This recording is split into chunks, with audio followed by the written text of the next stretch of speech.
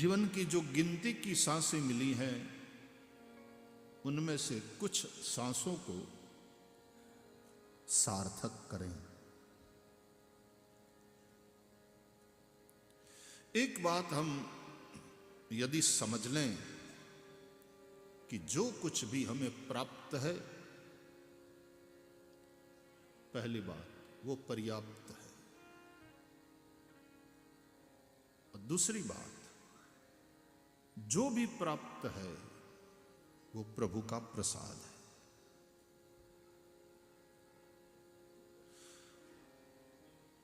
प्रसाद મળે ને અને કોઈ એમ કહે કે આ તો બહુ ઓછો છે, આમાં શું થાય? સમજદાર લોકો એમ કહે કે પ્રસાદની તો કણકી પણ ધન્ય કરે। તો જે પણ પ્રાપ્ત છે એ પર્યાપ્ત છે, એમાં સંતોષ। આટલા મળવા જોતા હતા ને આટલા મળ્યા, ત્યાં માથાકૂટ થાય છે। પણ નેક્સ્ટ યરનો ટાર્ગેટ અમારે આટલો રાખવો છે, એમાં કાંઈ વાંધો નહીં, એ કરાય।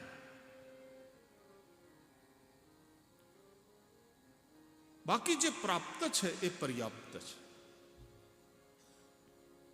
અને બીજી વસ્તુ, જે પ્રાપ્ત છે એ પ્રભુનો પ્રસાદ છે। પ્રાપ્ત છે એ પર્યાપ્ત છે, આ સંતોષ તમને ખરા અર્થમાં ધનવાન બનાવે છે।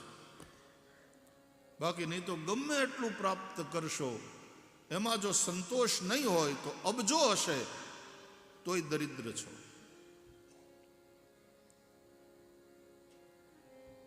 असंतोष उपद्रव करे।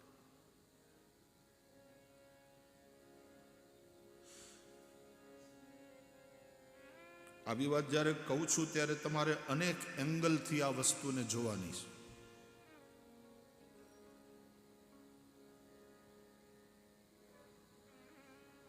રાજા જે પ્રજાના કલ્યાણમાં લાગેલો છે, રાજા બનવું એટલે પોતાને માટે ન જીવવું, પોતાની પ્રજા માટે અને પોતાના રાષ્ટ્ર માટે જીવન સમર્પિત કરવું। સત્તાના સુખ માટે રાજા ન બનાય, અને સત્તાના સુખ માટે રાજા બને ખતરનાક। રાજાને પોતાનું નિજી સુખ હોતું જ નથી, પ્રજાનું સુખ તે રાજાનું સુખ। રાજાને પોતાને નિજી દુઃખ હોય જ નહીં, હોય તો એના ઉપર બહુ એને મહત્વ અપાય જ નહીં। પ્રજાનું દુઃખ એ રાજાનું દુઃખ। રાજાના પોતાના વૈયક્તિક કોઈ મિત્ર કે શત્રુ હોતા નથી। રાષ્ટ્રનો મિત્ર એ રાજાનો મિત્ર, રાષ્ટ્રનો શત્રુ એ રાજાનો શત્રુ। પ્રજાને માટે જીવનારા રાજાને માટે સંતોષ દુર્ગુણ છે।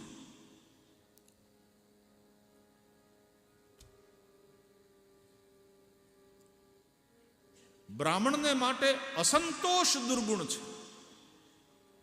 इस बात को ध्यान से सुने। सुभाषितकारों कहू है, असंतुष्टा द्विजा नष्टा। असंतुष्ट ब्राह्मण नो साधु नो नाश थाय, पण राजा जो संतुष्ट होय तो एनो नाश थाय। એને તો હજી મારું રાજ્ય પ્રગતિ કરે, હજી મારી પ્રજાનું જીવન ધોરણ ઊંચું આવે, એને સતત એના માટે મથવાનું છે। કોર્પોરેટ વર્લ્ડના લોકો હોય, એને હજી ઓર ગ્રોથ, हाँ नीतिपूर्वक। व्यासपीठ वो कहेगी,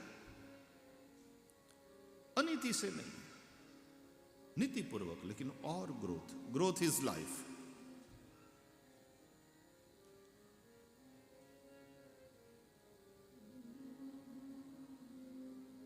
ब्राह्मण जे मळे एमां संतोष राखे, एमां एनुं तेज वधे। श्रीमद भागवत में भगवान वामन जे बटुक बनीने आव्या छे, ब्रह्मचारी बनीने आव्या छे राजा बलिना यज्ञ में, ए कहे छे यदृच्छयोपपन्नेन તેજો વિપ્રસ્ય વર્ધતે. જે મળે એમાં સંતોષ માને એવા બ્રાહ્મણનું તેજ વધે. બ્રાહ્મણ તપોધન છે. બ્રાહ્મણની પાસે વિદ્યારૂપી ધન હોય, બ્રાહ્મણની રૂપે સદાચાર નું ધન હોય, બ્રાહ્મણની પાસે સંતોષનું ધન. આ ચાર ધનથી બ્રાહ્મણ ધનવાન હોય. વિદ્યા, તપ, સદાચાર અને સંતોષ. એનાથી બ્રાહ્મણનું તેજ વધે. નહીં તો અસંતુષ્ટા દ્વિજા નષ્ટા.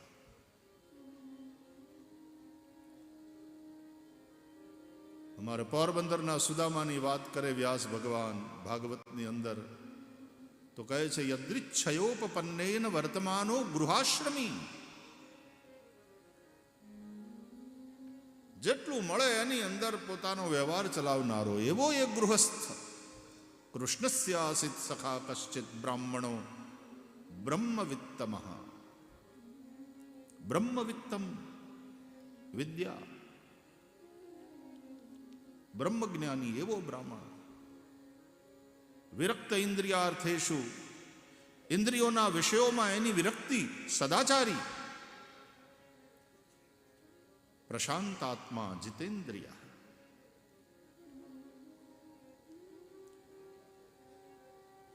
તો સદાચાર, સંતોષ, વિદ્યા અને તપ એ બ્રાહ્મણનું સાચું ધન છે.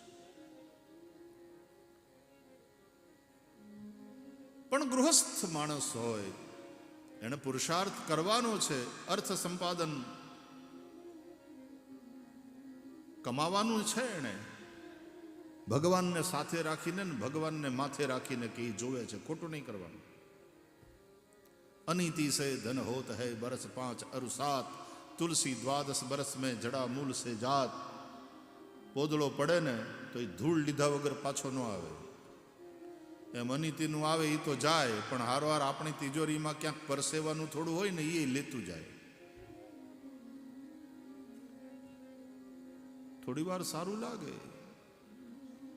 જુઓ, ધર્મની દ્રષ્ટિએ નીતિ અને અનિતિની વાત છે કે આ ધન નીતિનું છે કે અનિતિનું. કાનૂનની દ્રષ્ટિએ પેલું કાળું ને ધોળું એ કંઈક છે ને, એ કાનૂનની દ્રષ્ટિ કે ભરી દીધો ટેક્સ, ચૂકવ્યા. કાનૂનની દ્રષ્ટિએ એવા ભેદ છે. ધર્મની દ્રષ્ટિએ નીતિનું છે કે અનીતિનું, આ ભેદ છે.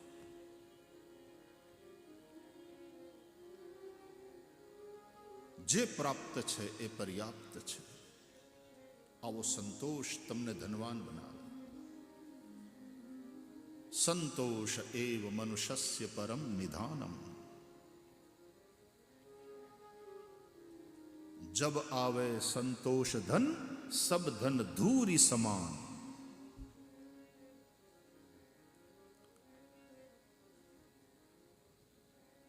गोधन गजधन, गोधन गजधन, बाजधन, बारिधन और रतन धन खान. लेकिन जब आवे संतोष धन सब धन धूरी समान.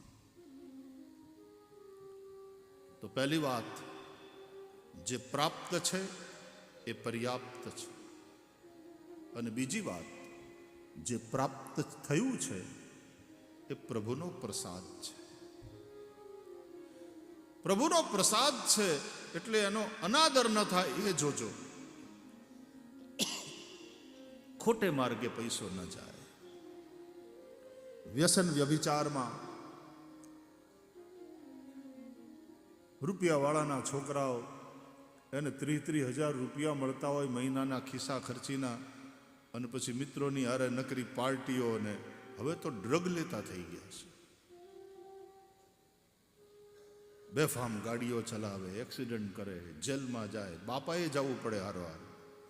છાપામાં આપણે વાંચીએ છીએ.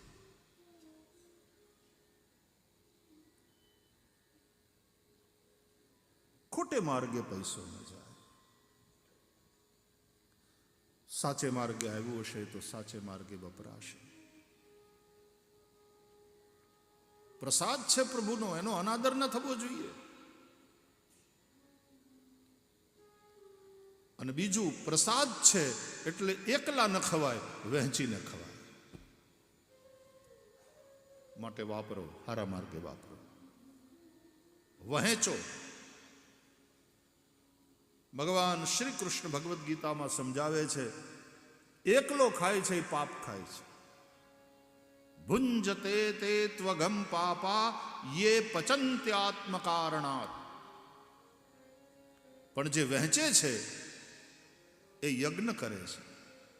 યજ્ઞ એટલે ખાલી અગ્નિમાં આહુતિ આપવી એ નહીં. યજ્ઞ એટલે આપણી સંપત્તિનું વિકેન્દ્રીકરણ, ડિસેન્ટ્રલાઇઝેશન ઓફ વેલ્થ. એ યજ્ઞ. સંપત્તિનું વિકેન્દ્રીકરણ. સંપત્તિ વહેંચો. આ પ્રસાદ છે, વહેંચો. અને વહેંચતા પછી વધે એને કહેવાય યજ્ઞાવશિષ્ટ. યજ્ઞ કરતા જે અવશિષ્ટ રહ્યું, વધ્યું. યજ્ઞશિષ્ટા શિનસંતો મુચ્યંતે સર્વકિલ્બિષૈઃ. ભગવદ્ ગીતા કહે છે કે એ યજ્ઞ કર્યા પછી અવશિષ્ટ જે રહ્યું, વધ્યું, એનાથી તમે જલસા કરો, આનંદ કરો. ભગવાનનો પ્રસાદ છે, મોજ કરો. પ્રસાદસ્તુ પ્રસન્નતા. જીવનમાં પ્રસન્નતા રહેશે. અને એ માણસ યજ્ઞ કર્યા પછી વધેલું એનાથી પોતાના જીવનનું યાપન કરે. મુચ્યંતે સર્વકિલ્બિષૈઃ. એ બધા જ પાપોથી મુક્ત થાય છે. તમે તીર્થ કરો તો સારી વાત, પણ તીર્થ ન કરો તોય તમે બધા પાપોથી મુક્ત થયા. જો યજ્ઞ કર્યા પછી વધેલું એનાથી જીવનનો વ્યવહાર ચલાવશો. યજ્ઞ શિષ્ટા શિનસંતો મુચ્યંતે સર્વકિલ્બિષૈઃ. પણ ભુંજતે તે ત્વગમ પાપા યે પચંત્યાત્મકારણાત. કેમ ભાઈ, અમારા પૈસા અમારી મરજી, આપવા હોય તો આપીએ, ના આપવા હોય તો અમારી મરજી. ટેક્સ મેન્ડેટરી છે. You have to pay. You are bound to pay. પણ દાન તો તમારી મોજની વાત છે. એમાં કઈ તમને કોઈ દંડ ન કરે.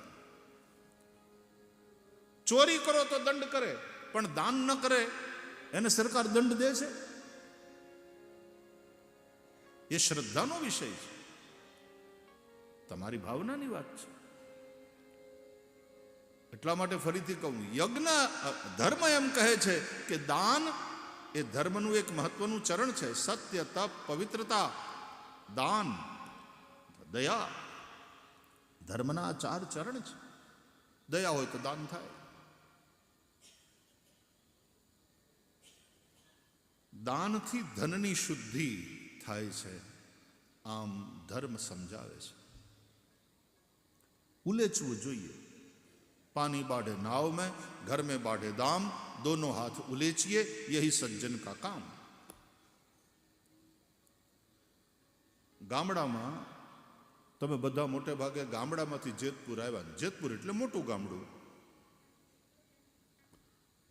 પછી માણસ માઇગ્રેટ થાય ને સુરત જાય ને અમદાવાદ જાય ને મુંબઈ જાય ને પછી ત્યાંથી વળી પાછા એમ થાય કે હજી તો વિદેશ જાય.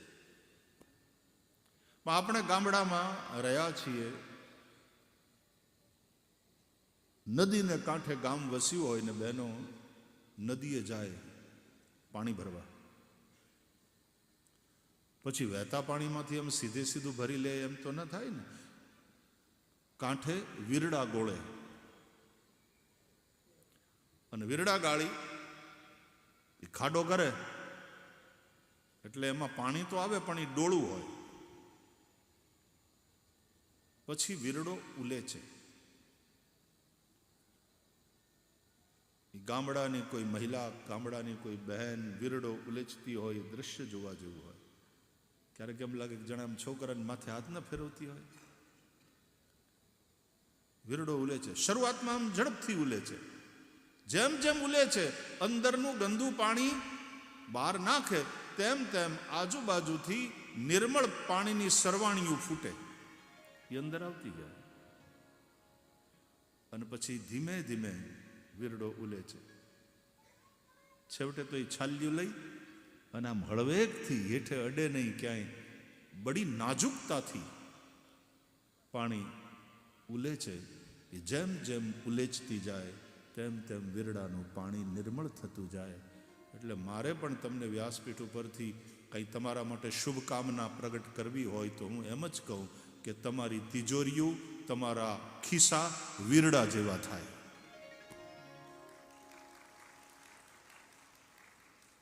તમે ઉલેચતા રહો અને વીરડાને ઉલેચવાથી વીરડો ખાલી ન થાય. કારણ કે હરવાણિયું આવતી જ રહે. ઉલટાનો ઉલેચવાથી વીરડો નિર્મળ થાય, એનું પાણી નિર્મળ થાય. એમ દાન કરવાથી, આપવાથી આપણું ધન, આપણી સંપત્તિ એ નિર્મળ થાય છે. પછી પાછા તમે હેલ લઈને ભરીને આવે બહેનો, તો ગોળે પાછું ગળણું બાંધીને પાછી એમાં ગળણે ગાળીને પછી પીવે. મોટા ભાગના રોગ પોલ્યુટેડ વોટરને કારણે થાય. જેમ વોટર પોલ્યુટ હોય તો માણસ માંદો પડે, એમ પૈસોય પોલ્યુટેડ હોય ને તો દુખી દુખી કરી નાખે જીવનને. વોટર પોલ્યુશનની જેમ મની પોલ્યુશન, પૈસોય પોલ્યુટેડ ન હોવો જોઈએ. અત્યારે વોટર પોલ્યુશન, એર પોલ્યુશન, એમ ધન પોલ્યુશન પણ વધ્યું. ક્યાંનો પૈસો છે, કેવો પૈસો છે? અને પછી ભલે તમે નીતિથી કમાણા હોય તોય પાછો 10મો ભાગ પરમાર્થે કાઢો ત્યારે એ શુદ્ધ થાય. દાનથી ધનની શુદ્ધિ, એને શ્રી કૃષ્ણ યજ્ઞાવશિષ્ટ કહે છે. તો યજ્ઞ ઇઝ ડિસેન્ટ્રલાઇઝેશન ઓફ વેલ્થ. સંપત્તિનું વિકેન્દ્રીકરણ યજ્ઞ છે. એકલા ન ખાવું. જે પ્રાપ્ત છે તે પર્યાપ્ત છે, અને જે પ્રાપ્ત છે એ પ્રસાદ છે, વહેંચીને ખાઈએ. ભગવાન શ્રી કૃષ્ણનું પ્રાગટ્ય થયું તો નંદ બાબાએ બહુ વહેંચ્યું, બહુ આપ્યું. ભાગવતમાં લખ્યું છે 10મ સ્કંદમાં, 7 તલધાન્યના મોટા મોટા પર્વતો બનાવ્યા, મોટા પહાડ, એને રેશમી વસ્ત્રોથી ઢાંક્યા, એમાં રત્નો ખોસ્યા, અને એ 7 પર્વતો દાનમાં આપ્યા. મારે ત્યાં લાલો થયો, મારે ત્યાં પુત્ર જન્મ. શુભ પ્રસંગ હોય, પુત્રનો જન્મ હોય કે પુત્રના લગ્ન હોય કે બીજા શુભ પ્રસંગ હોય, ત્યારે પણ આપવાની વાત. અને કદાચ કોઈ વડીલનું મૃત્યુ થાય, ભગવાનના ધામમાં જાય, તો એ પ્રસંગે પણ આપવાની વાત. રામ, લક્ષ્મણ, ભરત, શત્રુઘ્ન 4 ભાઈઓનો જન્મ થયો રાજા દશરથને ત્યાં, તો દશરથ રાજાએ ખૂબ આપ્યું, ખૂબ આપ્યું, ખૂબ લૂંટાયું. અને રાજા દશરથનો સ્વર્ગવાસ થયો રામના વિયોગમાં. તો શ્રી ભરતજીએ આવી અને પિતાની દશગાત્ર શ્રાદ્ધ વિધિ કરી, અને એ પછી ભરતજીએ ખૂબ આપ્યું. રામાયણમાં લખ્યું છે, સિંહાસન ભૂષણ બસન અન્ન ધરની ધન ધામ, દિયે ભરત લહી ભૂમિ સુર ભય પરિપૂર્ણ કામ. સિંહાસન, ભૂષણ, બસન, બસન એટલે વસ્ત્રો ઇત્યાદિ, આભૂષણ, અન્ન, ધરની, ધન, ધામ, ખૂબ આપ્યું ભરતજી. પુત્ર જન્મ થાય ત્યારે બાપ દાન કરે, અને પિતાનું મૃત્યુ થાય તો દીકરો દાન કરે. પણ સંગ્રહિત જે સંપત્તિ છે એનું વિકેન્દ્રીકરણ થવું જોઈએ. આપણા શાસ્ત્રોમાં પ્રતિગ્રહને પાપ કહ્યું છે. આવશ્યકતા કરતા અધિકનો સંગ્રહ અપરાધ છે. એને કારણે સમાજમાં અનેક પ્રકારના ક્રાઇમ્સ વધે છે. શોષિત અને સંપન્નોની વચ્ચેની ખાઈ ઓછી થાય એ માટેનો પ્રયાસ શાસન અને ધર્મ આ બંને મળીને કરવો જોઈએ. એટલે શાસન, સરકાર જે કમાય છે, જે સંપન્ન છે, એની પાસેથી ટેક્સ લે છે. એમાંય પાછું કહ્યું સુભાષિતકારોએ કે સરકારે ટેક્સ કેવી રીતે લેવો, કે જે રીતે સૂર્ય પોતાના કિરણ દ્વારા નદી હોય, તળાવ હોય, સરોવર હોય, એના પાણીને શોષે, એ એવી રીતે લે એમાંની પાસેથી પાણી કે સરોવરને કષ્ટ ન થાય, નદીઓને કષ્ટ ન થાય, કૂવાને કષ્ટ ન થાય, અને છતાંય વાદળા બંધાય. અને એ વાદળા જ્યારે વરસે ને ત્યારે એ પાણી વધારે શુદ્ધ હોય વરસાદનું. એટલે એ રીતે રાજાએ ટેક્સ લેવો. કર એટલે કે નિકર એટલે કે કિરણ, રવિ કર નિકર. એમ કર રાજા સૂર્ય જેવો હોય છે. જેમ સૂર્ય ગ્રહોનો રાજા છે, એમ રાજા છે એ પ્રજાનો સૂર્ય છે. દ્વિતીયૈવ ભાસ્કર. જેમ સૂર્ય છે એ આરોગ્યનો દાતા છે, જેમ સૂર્ય છે એ વિશ્વનો આત્મા છે, સૂર્ય આત્મા જગતસ્તસ્થુખશ્ચ, એ રીતે રાજા છે એ આત્મા છે કોઈ પણ રાષ્ટ્રનો. એ નબળો પડે તો વાત પૂરી, એ ખાડે જાય તો આખું રાષ્ટ્ર ખાડે જાય. જેનો આત્મા ખાડે ગયો એનું આખું બગડ્યું. તો એ સૂર્યની જેમ રાજાએ કર લેવાનો છે કે પ્રજાને કષ્ટ પણ ન થાય. કર લેવાઈ ગયો એની ખબર ન પડે. એટલે ડાયરેક્ટ ટેક્સીસ અને ઇનડાયરેક્ટ ટેક્સીસ બંને સરકાર વસૂલ કરે, પણ એ રીતે વસૂલ કરવાના છે. અને વસૂલ કર્યા પછી એ જે વસૂલ કર્યું એના પૂરા વાદળા બંધાવા જોઈએ. પૂરી વસૂલીના વાદળા. અને એ વાદળા પછી વરસે. એ જે વરસે એ પ્રજાહિતના કાર્યો, એ પ્રજાહિતના બધા જે પ્રોજેક્ટ થાય કે અહીં સડકો બનાવી, અહીં સ્કૂલો બનાવી, અહીં હોસ્પિટલ બનાવી, ગરીબોને માટે મકાન બનાવ્યા, કોઈ ભૂખ્યું ન રહે એ માટે થઈને અનાજ પૂરું પાડ્યું. આ વાદળા વરસે છે. પ્રજાના કલ્યાણ માટેની જે યોજનાઓ બનાવે સરકાર અને એમાં વરસે, એ વરસે એમાંથી પાછું વચ્ચે કોઈ લઈ જાય જ ભાઈ. આવી વ્યવસ્થા હોવી જોઈએ. વરસે એ વરસે.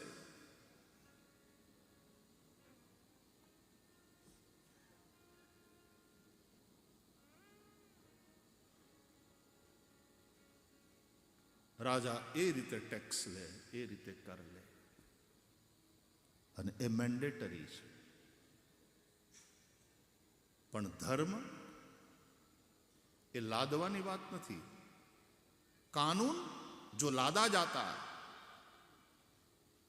धर्म जो स्वीकार किया जाता है, वो लादने की चीज नहीं, वो स्वीकार करने की चीज है, कबूल करने की चीज है. पति पत्नी का रिश्ता हो, कबूल करने की बात है. कोई कोईनी माथे नाखे एम नहीं, બંને સ્વીકાર કરવો પડે.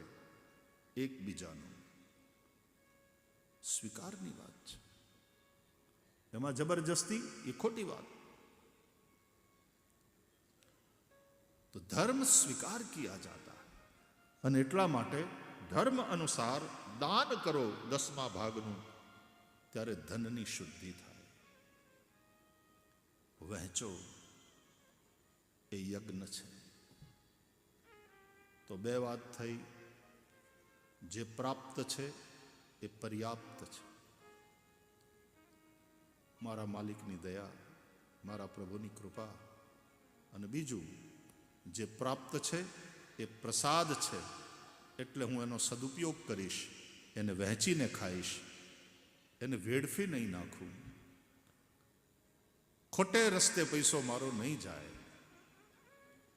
ગૃહસ્થ જો આ રીતે અર્થ સંપાદન કરી અને એનો સદુપયોગ કરે, અને ગૃહસ્થ લગ્ન સંસ્થા છે એ અનેકમાં ભટકતા કામને એક પાત્રમાં કેન્દ્રિત કરી ધીમે ધીમે એના ઉપર વિજય મેળવવા માટે થઈને વ્યવસ્થા આપી છે ઋષિઓએ.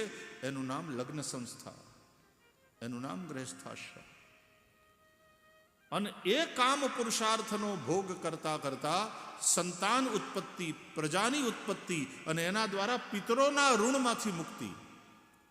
પુત્ર જન્મ થાય ત્યારે પિતરોના ઋણમાંથી મુક્તિ મળે. શ્રી કૃષ્ણ પરમાત્માનું પ્રાગટ્ય થયું ત્યારે નંદ બાવાએ પિતૃઓની પૂજા કરી છે. કારયામાસ વિધિવત પિતૃદેવાર્ચનમ તથા. કારણ કે ત્યારે પિતૃના ઋણમાંથી મુક્તિ મળે છે જ્યારે સંતાનનો જન્મ થાય. એ રીતે ધર્મપૂર્વક અર્થ અને ધર્મપૂર્વક કામ, આ બે પુરુષાર્થનું સંપાદન ગૃહસ્થ માણસે કરવાનું હોય છે. ધર્માદ અર્થશ્ચ કામશ્ચ. અને આ રીતે કરે તો મોક્ષમાં વાંધો ના આવે. ધર્મ, અર્થ, કામ અને મોક્ષ. નહીં તો મોક્ષમાં બાધા આવશે. અને મોક્ષના બે રીતે અર્થ. મોક્ષ એટલે મોક્ષ, મુક્તિ, મોચનમ મોક્ષ. પણ મને પૂજ્ય પ્રમુખ સ્વામી બાપાની આ વ્યાખ્યા બહુ ગમી. એક જગ્યાએ અમે સાથે હતા અને પ્રમુખ સ્વામી બાપાએ બહુ સરસ રીતે કહ્યું કે મોક્ષ એટલે મોહ એટલે મોહ અને ક્ષય એટલે ક્ષય. મોહનો ક્ષય એ મોક્ષ. આ બહુ ગમ્યું. અને એ અનુસાર એ મુજબ અને રામાયણના સાક્ષીએ વાત કરીએ, એનો આધાર લઈને વાત કરીએ તો મોહ ગયે બિનુ રામ પદ હોય ન દ્રઢ અનુરાગ. એ મોહ મટે એટલે રામના ચરણોમાં દ્રઢ અનુરાગ થાય. ભક્તિ તો ચાહે મુક્તિ ચાહે ભક્તિ, પણ ગૃહસ્થ માણસ ધર્મપૂર્વક અર્થ અને ધર્મપૂર્વક કામ, આ બે પુરુષાર્થનું સંપાદન કરે તો અર્થ અને કામ એનું પતન ન નોતરે, ઉલટાનું એને તારે.